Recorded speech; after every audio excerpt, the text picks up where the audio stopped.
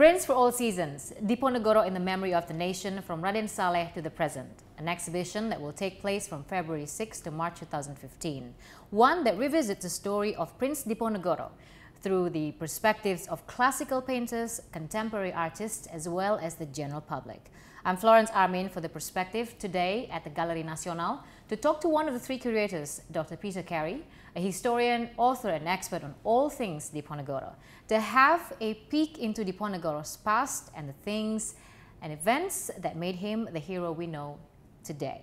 Dr. Peter Caley is also an adjunct professor at the University of Indonesia and emeritus fellow of Trinity College, Oxford. Thank you so much for joining us today. It's a pleasure. Yeah. So we talk about, we'll get to the exhibition later on, but let's talk about Diponegoro.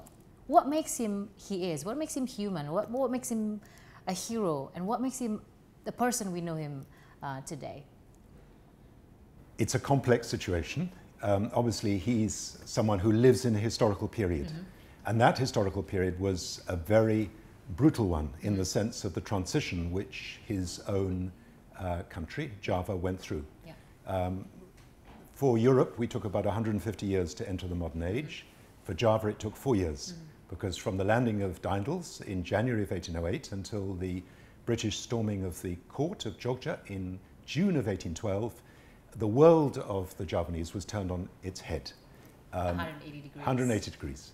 From being pretty much masters in their own house to the beginning of a outright colonial situation in which the Javanese were subject to European powers in a colonial situation.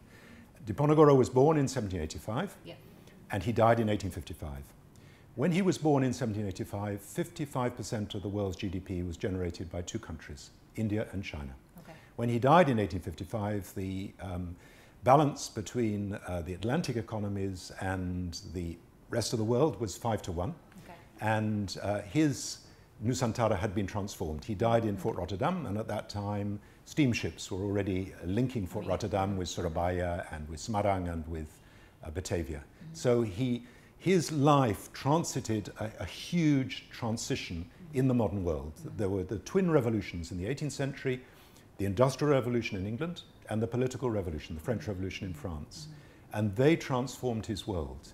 And his response to those challenges was both very modern and very traditional. Modern in the sense that he looked to the Middle East, he looked to the Ottoman Empire for inspiration, because the Ottoman Empire was the one great power which had withstood the Europeans, the Russians. And he drew on that in terms of the naming of his officers, Ali Basa, the High Pasha. He's got this eye for this. He's got this eye. He's a radical. And he dresses the part. He dresses as the leader of a Perang Sabil in his juba and his signature turban. And this is completely new. You know, this is not something that Mangkubumi used, or not something that his father-in-law, Raden Rongo, when he went into revolt in Madiun in 1810. What did you think his choice in fashion was back in the day? Is it because of his way of looking into the European, or what was the influence in that, if you perhaps?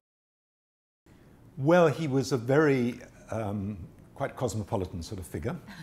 He had his own residence in Tegorejo, and one of his house guests at Tegorejo was an Arab family called Al Ansari.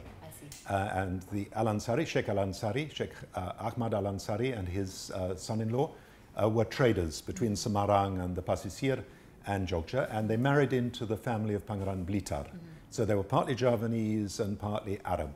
And I suspect that the Al Ansari family influenced Diponegoro in the way he saw the world, as it were, and the way he dresses. And the way he dresses. And he dresses in a way which is very significant, because when he withdraws from Tegorejo, his Kediaman at Tegorejo is burnt to the ground on the late afternoon of the 20th of July, and he withdraws across the rice fields, and the commander, the Belgian commander of the cavalry, which was trying to capture Diponegoro, said Diponegoro was withdrawing across the rice fields on a superb mount, Kiai Gentayu, black horse. His reins of the horse were attached to his belt. The tail of his turban flapped in the wind, and he seemed to be dancing in the midst of his lance-bearing bodyguard. And he was entirely clad in an Arab clothing of white. So white, yes. So he had a sense of moment, and right from the beginning of the Java War, he projected himself as not only a Ratu Adil, a just king, but also as the pelopor, the pemimpin, the leader of a holy war. For the Java War at the time. And he was the first. I mean, 100 years before Sarakat Islam, because Sarakat Islam, Chokramenoto, and you've got a big film coming up with Gary Nugroho this year. That began to make a distinction between Sini and Sana, us and them. And the Sini were essentially the Wong Islam, and the Sana were the Kafir and those who were not part of that world in which Islam was part of your identity. And Diponegoro was the first to make that distinction, because in his struggle was about Mangon Luhuripu Nagami Islam Wantaning Tana Jo Sudoyo. So to raise up the high state of the Islamic religion throughout the land of Java. And it was not just religion, it was also a moral order, which he was about restoring. Yeah? So as a Ratu Adil, this is about a radical change in the Kesejahteraan Rakyat, in the welfare of the people, and the way in which the political order is organized. Yeah? So he was about pretty radical change, and he was about a situation in which there was a new identity for the Javanese, and Islam was a very key part of that identity. So he divided the world into three. There were the Wong Islam, and you could tell the Wong Islam immediately, because they were the way they... Yeah, the Paras Nabi, the way they cut their hair, the chukur, the way they dressed, the way they wrote Javanese, because they used Arabic script, Pegon and not Aksara Jawa. And even how they drank their tea, tea without milk. Whereas if you were pro-Blanda, you would have tea with milk. And also what you used in terms of your language. They spoke Javanese, and he insisted that all Dutch prisoners should speak to him in High Javanese. So he was about the defense of a particular cultural order.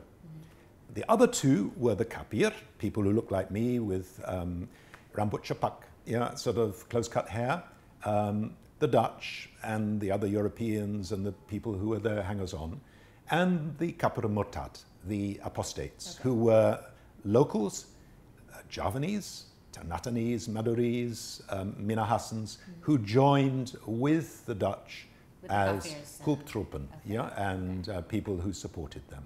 So the world, and Diponegoro said in his Babad, even the people who are cutting grass for my horses also joined. They also shaved their head as a sign of the Holy War. And even women, female commanders like Radhanayu Yudakusumo or Nyayagang Serang, also Paras Nabi.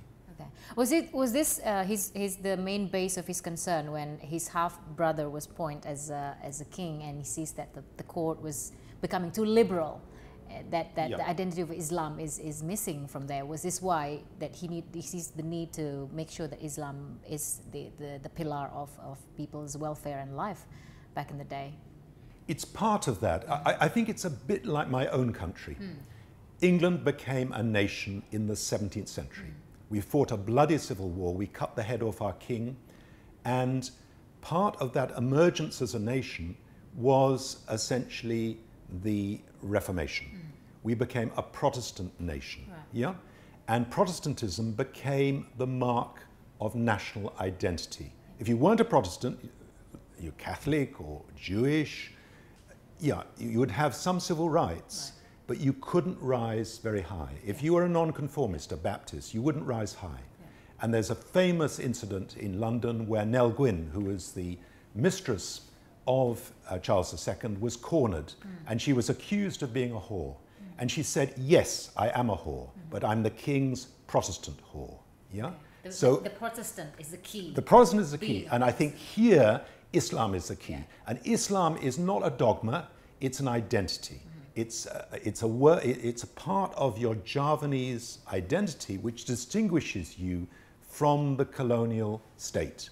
And it begins a process which begins to fruit in the period of the Zaman Kebangkitan Nasional about how national identity is formed. National identity is formed partly out of culture, the way you dress, the way you speak, the food you eat, the way your thought patterns. But it's also about a form of sort of religious belonging.